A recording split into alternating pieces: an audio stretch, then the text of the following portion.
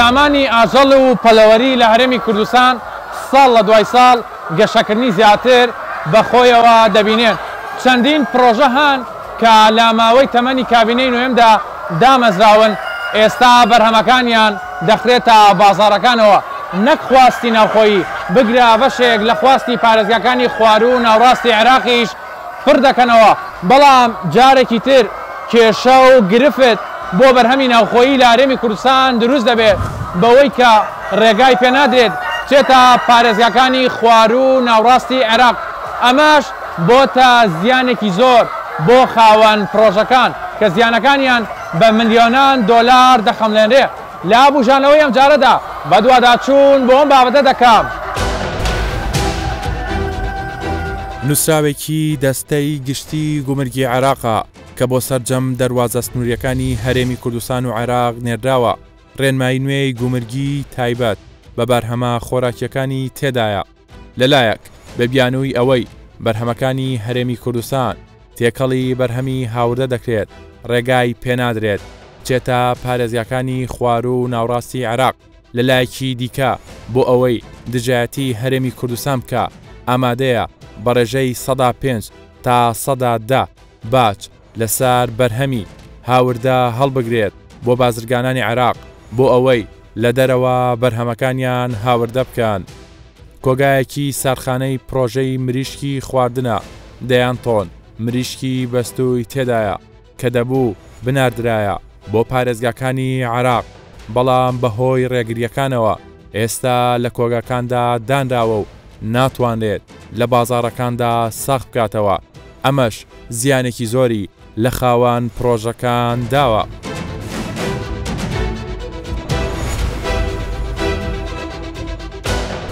ساڵانێکە حکومەت باز لەوە کە لە ڕووی سامانی ئاژەڵەوە سامانی پەلەوەریەوە دەتوانین پێداویستی خواستی ناوخۆ پڕکەینەوە. ئەگەر لەسەر سامانی پەلەوەری ئێوە وەکو یەکێک لە بازرگانەکان خاوەن پرۆژەیەکی تایبەت چۆنە و لە چه ئاستێکە ئێستا؟ سەبارەت بە سامانی ئاژەڵیان با بڵێن پەلەوەر بە شێوەیەکی گشتی لە ئاستێکی زۆر زۆر سەرکەوتوودایە لە کوردستان. وڵاتی ما ژینگەیەکی زۆر لەبارە لە بۆ بەرهەمهێنانی پەلەوەر، لە ڕووی بەرهەمهێنانی مریشک، جووتجەڵا، هێلکەی تروکاندن، هێلکەی خواردن زۆر لەبارین. داتایەکان زیاتر لە بەردەستی برادرانن کە لە وەزارەتی کشتتوکاڵ و سامانی ئاژەڵن، داتای تەواویان هەیە. بەڵام ئەگەر بتوانین ئێمە لێرە باسی بکەین،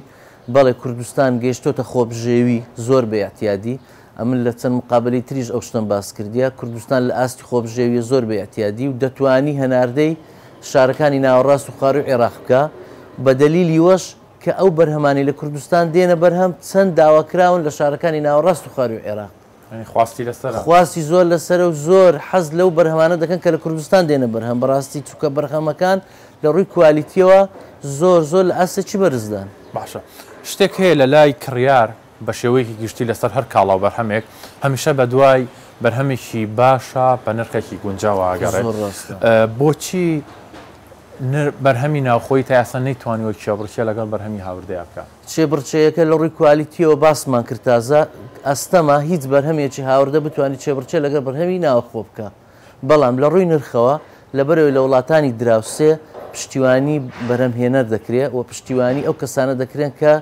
هەناردەی دەرەوە دەکەن. ئەوانە لە ڕووی خەرجیەکانەوە ئەوە دەبێتە پشتیوانی بۆیان بۆی نرخەکان بهێن نەخوار. بەڵام لە وڵاتی ئێمە هەتا ئێستا هیچ پشتیوانیەک لە ڕووی مادیەوە نەکراوە بۆ بەرهەمهێنانی پەلەوەریان بەشەکانی تری. بەڵام شایانی باسە لێرە ئەوە باس بکەین کە کابینەی نوێمی حکوومەتی کوردستان لەگەڵ وەزارەتی کشتتوکاڵ و سەرچاوەکانی ئاو زۆر لەسەرخەتن، زۆر پشتیوانن بۆ ئەوەی بتوانن ئەو سامانە نەتەوەیە بێنە سەرخەت بۆ ئەوی بتوانن چێبڕچێ لەگەڵ بەرهەمەکانی هاوردە بکەن. باشە باسیەوت کرد کە ئێستا لە ڕووی هەندێک بەرهەمەوە لە هەرێمی کوردستاندا خۆبژێویە باز لەو بەرهەماکەن کە بەڕێستان ئیشی تێدا دەکەن. بەڵێ چەندە دەینێرن بۆ خوار و ناوڕاستی عێراق؟ وەکو کە جەنابتان دەیبینین، وەکو کە جەنابتان ئێستا تازە ڕەسمتان گرت، ئەوە کۆگایەکانمانن. کۆگایەکانمان پڕ بوون، توانەوەمان نەماوە چیتر ئەمباری بکەین. لەوانەیە هەتا ئێستا ئێمە وەکو کوشتارگەیەک لە یەک لە کوشتارگەکان چکۆ لە هەموو کوردستاندا کوشتارگە هەن. ئەلۆ کوشتارگەی ئێمە لەوانەیە 350 هەتا 400 تەن ئێمە ئەمبارمان لەنا ئەو دوو کۆگایە هەبێ بە شێوەی بەستوو تابعاان کاتی خۆی ئێمە دەمان ناردە شارەکانی ناوەڕاست و خواروی عێراق بە شێوەی فرێش و بە شێوەی بەستوش بەڵام ئەوە نزیکەی ساڵێکە ئەو دەرگایەمان لەسەر قەپات کراوە ناتوانین کە بینێرینە شارەکانی ناوەڕاست و خواروی عێراق ئەویش کێشەکان بەڕاستی هەتا ئێستا یەکلا نەبووتەوە. باشە ئەمە ئەگەر نەڕوات ئەم بەرهەمانی هەرێمی کوردستان نەڕوا بۆ خوار و ناوەڕاستی عێراق زەرەر و زیانی هەیە لە ڕووی مادیەوە؟ زەرەر و زیانەکە ئەگەر هەموو پرۆژەکان حساب بکەین لە ڕووی هێلکەی تروکاندن هێلکەی خواردن جووتجەڵا و هەروەها مریشکەکانی کە لە پرۆژە پەلەوەریەکان دێنە بەرهەم کوشتارگەکان کە ئەو بەرهەمانە دێنە بەرهەم زیاتر لە ملیارها دۆلار دەخەمڵێندرێن چونکە هەمووی ئەمبار کراوە هەمووی ڕوو لە تێکچوون و لە فڕێدانە ئەوەشمان لەبیر نەچێ بێجگەلەوەی کە ئەو سەروەت و سامانە بە هەدەر دەڕوا و زەرەر و زیانێکی زۆریشی پێدەکەوێت ئەدی باشە ئەو هەلی کارە کە بۆ خەڵک ڕێخستراوە کە ئێمە وەکو کوشتارگەیەک هەڵدەستین بە باز دەدەینە حکوومەت زمانی ئیجتیماعی بۆ کرێکارەکان دەکەین پارەی کارەبامان لەسەر حساب بە گاز بە و گرانیە دەکڕین ئەو هەموو مەساریفانە دەکەین ئەو هەموو کولفەمان لەسرە ئەدی باشە ئەوەش زەرەر نییە بە پرۆژەکان دەکەوێت. باشە ئێوە خۆتان مەگەر بە نمونەی باسی ئەم پرۆژەی خۆتان بکەن هەفتانە ڕۆژانە چەند تۆنتان دەنار تۆنی بای چەنە ئێستا چەندتان ئەمبار کردووە؟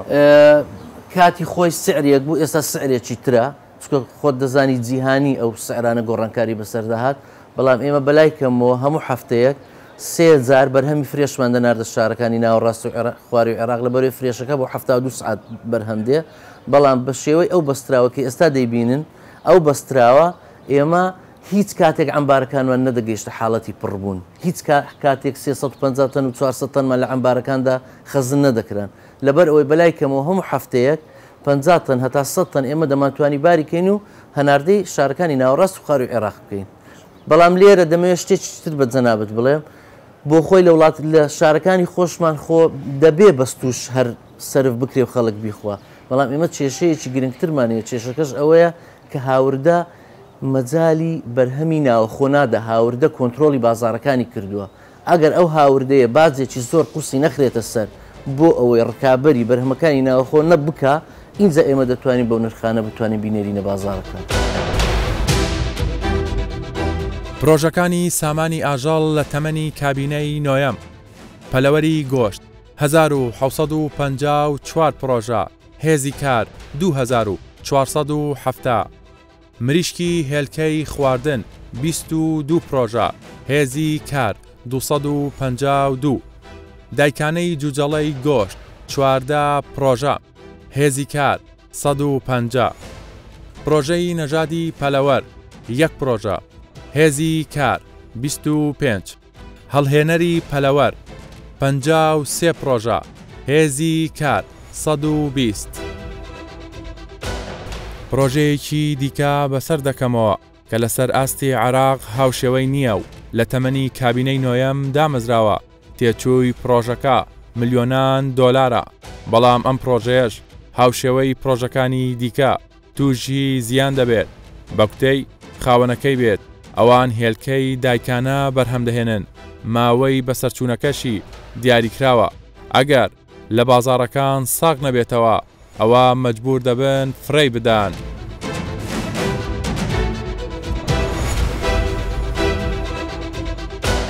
ئەم پرۆژێ دەتوانێت چۆنڵی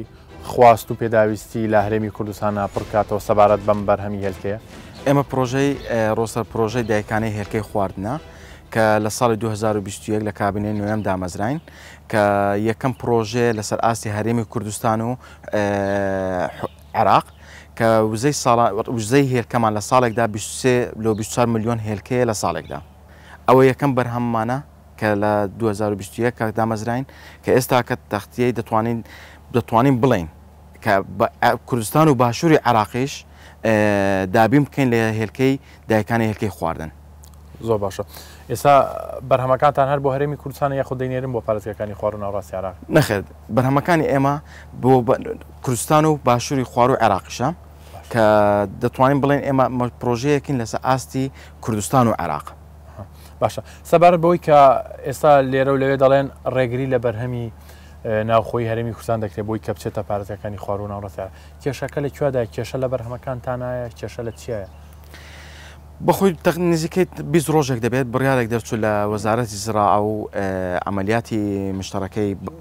حکوومەی عراقی کە هیچ بەرهەمێکی کوردستان بەروبوومێکی بەرهەمی کوردستان نەچێت بۆ خوار و باشووری عراق.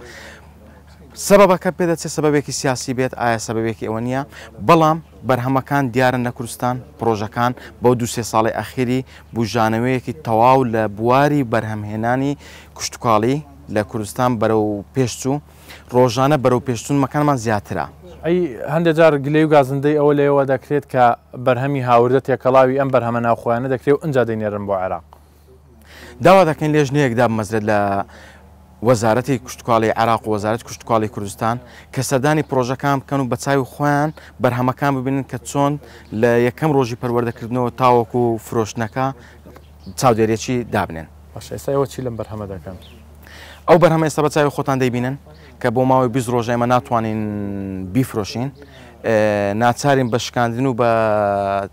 فڕێدانی بەرهەمەکەمان. ئەمە زەرەر و زیانی زۆرە لە هەرێمی کوردستان لە ڕووی مادیەوە. دوا بدو ئەو بڕیارێک کە حکوومەتی عراقی دای دژی هەرێمی کوردستان زەربەیەکی زۆر گەورە بوو لە بواری کوشتتوکاڵ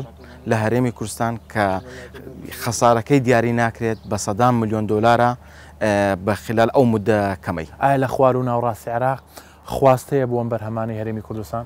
بێگومان خواستێکی یەکجار زۆرمان هەیە، لەبەرەوەش بەرووبوومەکەمان بۆ یەکەم جارە لە کوردستان کە ئەو پرۆژە دامەزرا بە پەروەردەیەکی جوان پێڕادەگەیەنین کە لەگەر بیئەی کوردستان لەگەر بیئەی کوردستان و عێراق و ژینگەی کوردستان و عێراق بگونجێت. خواستەکە یەکجار زۆرە لە سەرمان، بەڵام دوا بەدوای ئەو بڕیارەی کە دەرچوو ئێمە ناتوانین داوەکو ئەم دەقەیەش خواستم هەیە لە خوار و کوردستان و باشووری عێراقیش. ئەمە چۆن چارەسەر بکرێت؟ چۆن وا بکەین لە هەرێمی کوردستانە مەسەلەن پێویستی بەلایانی حکومیە، پێویستی بەلایانی کەرتی تایبەتە، یاخود پێویستی بە هەماهەنگی هەردوو لای حکومەتی هەرێمی کوردستان و حکومەتی عێراقی؟ بێگومان کێشەکە لە کەرتی تایبەت دەرچووە، پێویستە حکومەی کوردستان لەگەڵ حکومەتی عێراق وەفدێک تشکیل بکەن تاوەکو چارەسەری کێشەکان بکەن. ئەگەر کێشەیان بە قاچاقکردنە دەتوانن لێژنەیەک بێتن سەردانی پرۆژەکانی کوردستان بکەن، ئەوە واقعی کوردستانە ئەو پرۆژەکانە. بەڵام دوا بەدوای ئەو بڕیارە ئەگە ئەو بڕیارە بەردەوام بێت بێگومان بە کە بەرهەمی ناوخۆییمان زۆر ڕوو لە کەمی دەکات. پرۆژەکانی سامانی ئاژەڵ لە تەمەنی کابینەی نۆیەم، سەربڕخانەی پەلەوەر 10 پرۆژە، هێزی کار 100، بەخێوکردنی مەڕ و بزن 74 پرۆژە، هێزی کار 50، بەخێوکردنی مانگای شیر 83 پرۆژە، هێزی کار 210، بەخێوکردنی گامێش 2 پرۆژە، هێزی کار 25.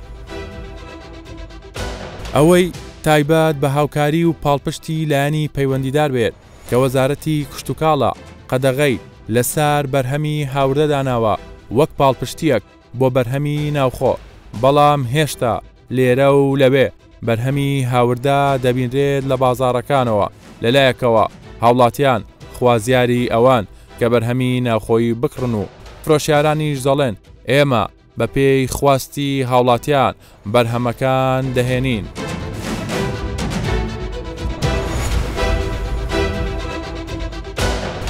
بریشمان هەیە، گۆشتمان هەیە، بارمان هەیە، گۆشت لە 7,000 دەست پێ دەکات هەتا 9,000مان هەیە. مریشیشمان هەیە، مریشک بە 3 دەست پێ دەکات 350 دەست پێ دەکات، مریشی تورکین، مریشکان تورکینە. بارشمان هەیە، باری تورکی بە 350 بەرازیلەکەی بە 4.5. ئێستا زۆری ئەشیاکان لە تورکیا دێت، زۆری ئەشیاکان لە تورکیا دێت. ئەشەی خۆمانی ناتین منافەسەی ئەشەی تورکی بکاتن، لەبۆی حکومت ئاسانکاریشی خۆمانی ناکەم، مەسەن عەلیفلۆ دابیکە شۆ دابیکە سعرەکە دابەزین. منافەسە ئاساسەکە، منافەسەی کان هەرزامی عالەمەوەی دەخواتە ماس. ئەو ناریەوە لێرەوە بەس عالم تەماشای سعرەکەی دەکات، سعرەکە مناسبی ئەوی دەبات. بەرهەم خۆمانەکان زۆر ئەوەن یعنی زۆر بێ ئەوانەی کە هاوردە هێنن ینی بە تێری بەین دێ بە زۆری دێت، بە تایبەتی مرشی مرشێکی باشە، خراپ نیە، ینی زۆر باشە. ئی خۆماڵی ئەوکەی جێگیر نییە، ینی ئەگەر مەقسەد نمونەیە بچێ بۆ ئەولە بۆ عێراق ینی بۆ بەغداوانە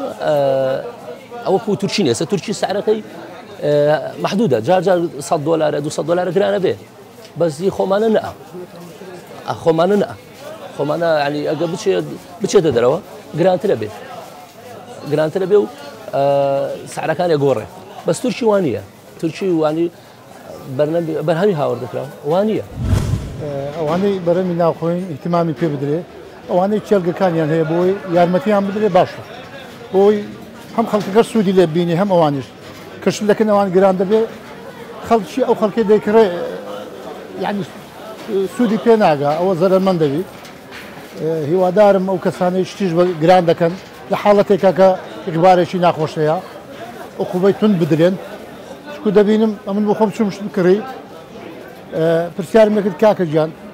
خۆ هێشتا شت بە گران نەکڕیە یعنی زۆر بێمنەتن بێنەتانە قسە دەکەن لەبەر عقوبە نادرێن کە عقوبەش دەدرێن وا بێت جارێککە نەتوانن خۆراکان ئەوەی دەیبینیم زۆربەی دەرێ لە دەرەوەی وڵات دێ هەرچەندێ من هێلکە فرۆژ نین دەوازی نیشم نییە معلوماتم لەسەر ئەوە زۆر نییە بەڵام هیوادارم ئەوەی کە دەوازینی هەیە بە پێی توانە ئەوەی کە حکومت لە دەسەڵاتی حکومەت هەیە چاودێریان بکە و ئاگای لێبێ ئەو شتێک کە دەدێتە ئەو دەوازینە بە سەعرێکی وسول بێ بۆی کە کەوتە بازار و خەڵکی فەقیری سوودی لێ ببینی چکۆ ئەو حاڵەتانەی کە ڕوودەدا زۆربەی خەڵکی هەژارە زەرمەند دەبێ ڕاستی چکۆکە بۆ نموناگە دۆلار هەردەستێ کابرا دەوڵەمەندە دۆلاری هەیە چ مەجبور نییە هەر فەقیرەکەی تحسیلی لێ دەکەن لەگەڵ بەڕێوەری سامانی ئاژەڵم لە وەزارەتی کشتتوکاڵ و سەرچاوەکانی ئاو لە ناو بازار هەم بۆ دڵنیایی لە کوالەتی بەرهەمی ناوخۆیی و هەمیش تایبەت بە ڕێگری و دروستکردنی ئاستەنگ بۆ هەناردەکردنی بەرهەمی کوردستان بۆ خوار و ناوڕاستی عێراق گفتوگۆ دەکەم.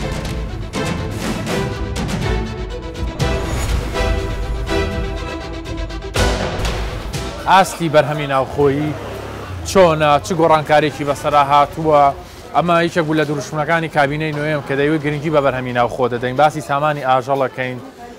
پەلەوەریە بەرهەمی خۆراکیە هێلکەیە بەرهەمی سیپیاییە لە چه ئاستێکین ئێستا ئێمە توانیمان بگەینەوە ئاستی ئێستا توانین بڵێن لە ڕووی کوالیەتیشەوە لە ڕووی ڕەغبەتی مستەهلکەوە و لە ڕووی کەمیەتیشەوە ئاستێکی باشمان بڕیوە ئێمە پێش دەست بەکاربوونی کابینەی نوێمی حکوومەتی هەرێمی کوردستان 11 پرۆژەی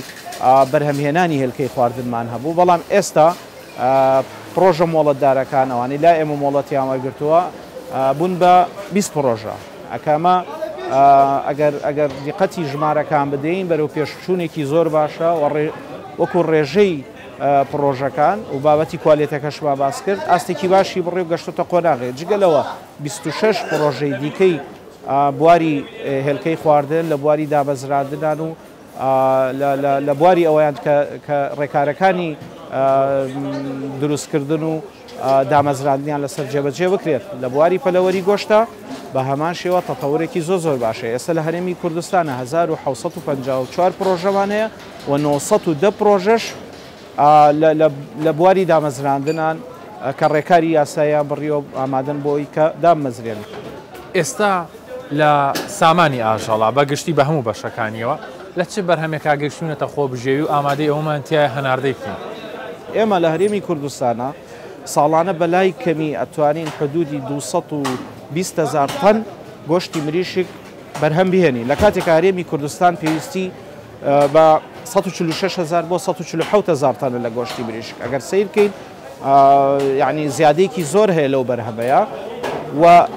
دیسانەوە دێمە سەرەوە بابەتی ئەمە ڕەبتی بەخواست و عەرزی بازارەوەیە وەکو منشئات هەمانە ئەمە قسە لەسەرەوە ناکەین دامەزراندنی پرۆژەمان هەیە پرۆژەکان دامەزراون بەڵام بازارە تەحەکوم بەوەکات چەندە بەرهەم بکەوێتە بازارەوە ئەوەیە تەحەکوم بە بابەتەکەکە بۆیە ئێمە وەکو وەزارەت وەکو پرۆژەکانیش ئەتوانین بڵین ئێمە ئامادەین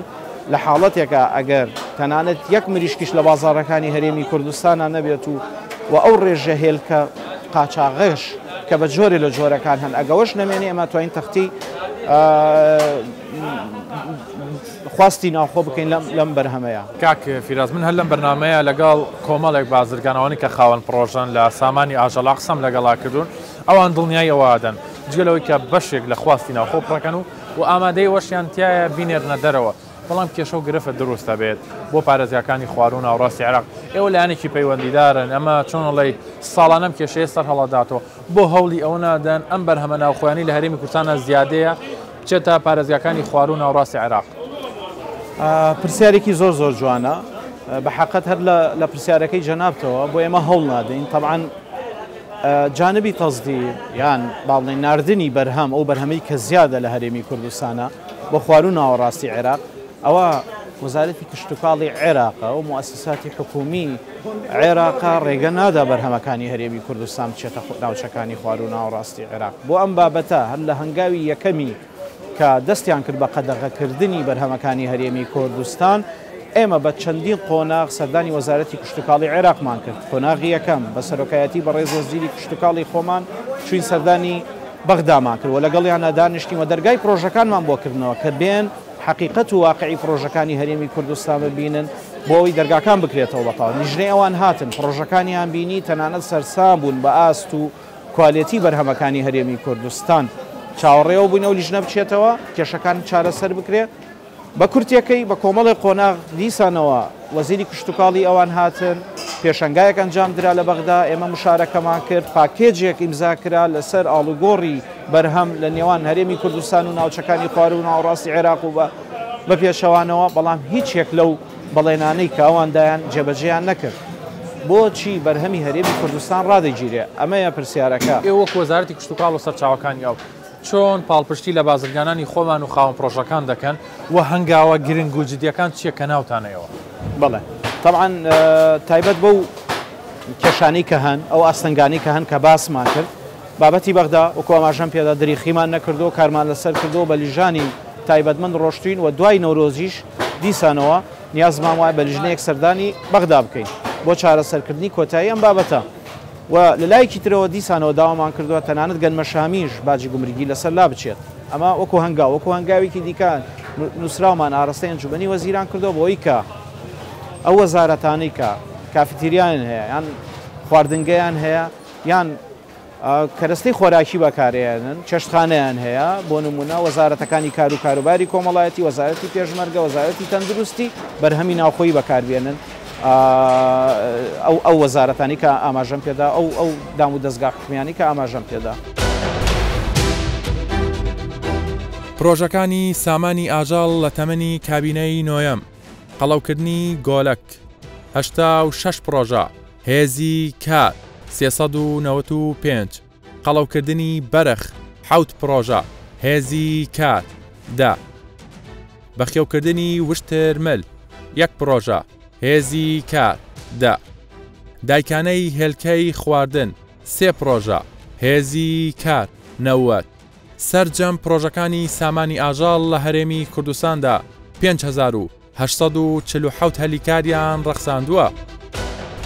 بەهۆی گەشەکردن و بەرەو پێشچوونی وەبەرهێنان لە هەرێمی کوردستان بە تایبەتی لە پرۆژەکانی سامانی ئاژەڵ و پڕکردنەوەی خواستی ناوخۆ بەشێکی دیکە لە بەرهەمەکانی هەرێمی کوردستان لە ساڵانی ڕابردوو دەچووە پارێزگاکانی خوار و ناوڕاستی عێراق ئێستا بازرگانان خۆیان ئەوانەی لە خوار و ناوڕاستی عێراقن لەگەڵ بەشێک لەلایەنە پەیوەندیدارەکان داوا دەکەن کە پێویستیان بە بەرهەمی هەرێمی کوردستانە بەڵام هەندێک جار بەهۆی بڕیاری سیاسیەوە کێشە و گرفت بۆ بەرهەمی ناوخۆیی دروست دەبێت. منتج المحلي بالإقليم كردستان حقيقة أولا تایبەت بە بەرهەمە ناوخۆیەکانی هەرێمی کوردستان کە زیاتر پرۆژەکانی پەلەوەر و گۆشت دەگرێتەوە بەرهەمی ناوخۆی هیچ کێشەیەکیان نییە بەڵام من دەمەوێت زۆر بەڕاشکاوانە باز دەشتێ بکەم هەندێک کەس هەن بەناو بازرگان لە دەواازە سنووریەکان بەرهەمی پەلەوەر هاوردە دەکەن بەناوی بەرهەمی هەرێمی کوردستانەوە دەیفرۆشن هەناردەی پارێزگەکانی عێراقی دەکەن ئەماش زیان بە بەرهەمی ناوخۆ دەگەێنێ بەڕاستی ئەمەش دەبێت لەلایەن هەردوو وەزارەتی کشتتوکاڵی عێراق و هەرێمی کوردستان بە تەواوی کۆنتترۆل بکرێت لە ئێستادا پەیوەندێکی باش هەیە لە نێوان هەردوو وەزارەت بەردەوامشاندی هەرێمی کوردستان سەردانی بەغدا دەکەن ئینشاءڵڵا بەم نزیکانە ڕێک دەکەوین ئەم کێشەیە بە تەواوەتی چارەسەر دەکرێت چونکە ئەو بەرهەمانەی لە هەرێمی کوردستان بەرهەم دێن هەمووی بەرهەمی عێراقیە ئێمە هەمومان لەسەر یەک خاک دەژین ئەگەر کێشەیەش هەبێ هی هەمومانە چونکە وەک لە سەرەتاوە باسم کرد دەبێم کێشەیە بە تەواوی چارەسەر بکرێت بەس من دڵخۆشم لە ئایندەیەکی نزیکدا ئەو کێشەیە چارەسەر دەبێت بە پشت بەخودا يراد لحل وإن شاء الله راح ينحل بصورة صحيحة وقريبة جدا بەرهەمەکانی هەرێمی کوردستان کە هەناردەی پارێزگاکانی عێراق دەکرێت، بەرهەمی سەوزە و میوە، بەرهەمە سپیایەکان وەک ماست، پەنیر، شیر، هێلکەی خواردن،